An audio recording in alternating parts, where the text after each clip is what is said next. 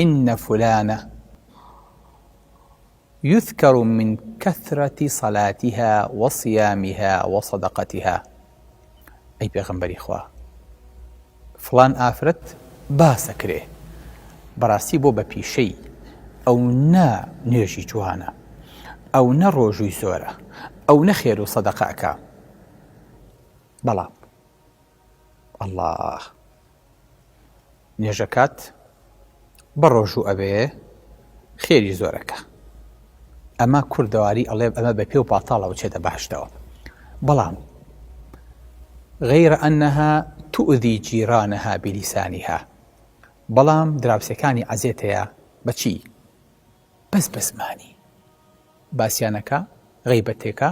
بۆڵەبۆڵەکە قسەئەکە گوێنەدا بوهتانەکە یەکێ لەم سفتانی بەس بە زمانی دراوسەکانی عەزێتەیە لا إله إلا الله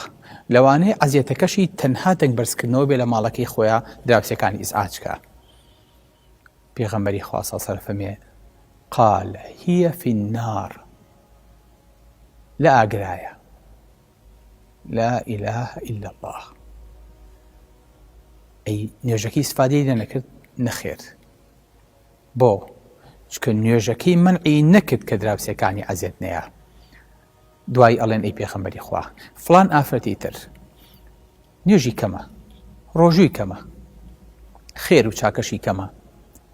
بەڵام چاکە لەگەڵ دراوسەکانیە و عەزێتیان نادا پێغەمبەری خوا صلی الله علیه و سلم فەرمێ هي في الجنة سبحان الله یعنی قەرەبووی نوێژەکەی بەچی کرایەوە